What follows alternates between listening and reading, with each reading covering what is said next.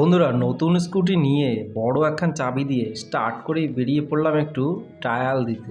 কখন যে 105 কিলোমিটার অতিক্রম করে পূর্ব বর্ধমানের অলিতে গলিতে পৌঁছে গিয়েছি আমি তো টেরই পাইনি। আয়াম তো পুরো অবাক। সে যাই হোক, এখনও তো ইন্ট্রো দেওয়া হয়নি, তাহলে ইন্ট্রোটা সেরেই নিই। হ্যালো বন্ধুরা, আমার চ্যানেল টিএমআরে আরও একখান ভিডিওতে সবাইকে স্বাগত। টিএমআর মানে তো সবাই জানোই, দ্য মাসদিয়ান রাইডার। আঁকাবাঁকা পথ ধরে এগিয়ে চলেছি, আর রাস্তার দুই পাশে শুধু সবুজ আর সবুজে ঘেরা, মনে হয় ছাগলে খাওয়ার ঘাস লাগানো। এ যাত্রা সম্পূর্ণই উদ্দেশ্যহীন, তাই কোন দিকে যে যাচ্ছি নিজেই জানি না। মাথাটা উঁচু করে একবার এদিকে চাই, একবার ওদিকে চাই, চারিদিকে শুধু মাঠ আর মাঠ। না, এই পথ ধরে আর এগিয়ে লাভ নেই, একটু অন্য পথ ধরেই এগোনো যাক।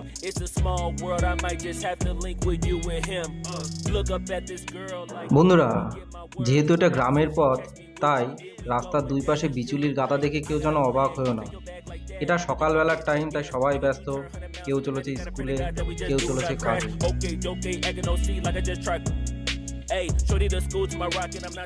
ও মা, এ আবার কি দেখছি? 4-5টা ভেড়া মিলে একজনকে নিয়ে যাচ্ছে ঘাস খাওয়াতে।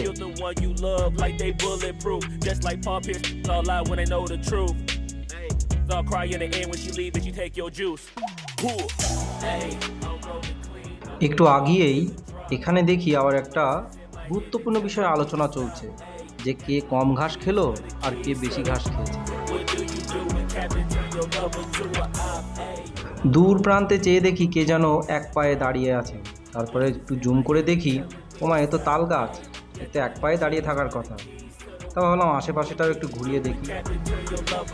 তাল গাছটাকে এক পায়ে দাঁড় করিয়ে এক হাতে ফোন আর এক হাতে স্কুটির কান ধরে দিলাম মোড়া। আবার চললাম এগিয়ে সামনের দিকে।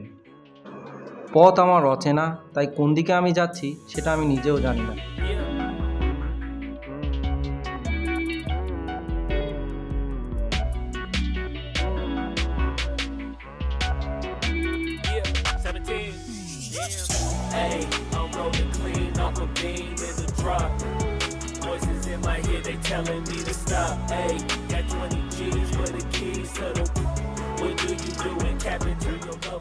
অনেকটা পথ গাড়ি চালিয়ে আই অ্যাম ফিলিং ভেরি ক্লান্ত, তাই ভাবলাম একটু দাঁড়িয়ে কয়েকটা ছবি তুলে নিয়ে আমার।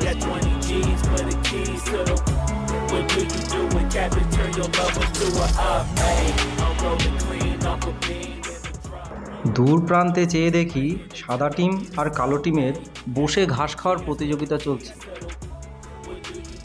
পথ চলে আর অনেক ভাট বকে এবার বাড়ি ফেরার পর বাড়ি ফিরতে গিয়ে দেখি আবার পথ অবরোধ। এখানে তো হয়ে গেল বেজায় মাথা গরম। তো বন্ধুরা, ভিডিওটা কেমন লাগলো অবশ্যই সবাই কমেন্ট করে জানাবে কিন্তু। আর হ্যাঁ বন্ধুরা, সাথে শেয়ার আর সাবস্ক্রাইব করতে কেউ ভুলবে না কিন্তু।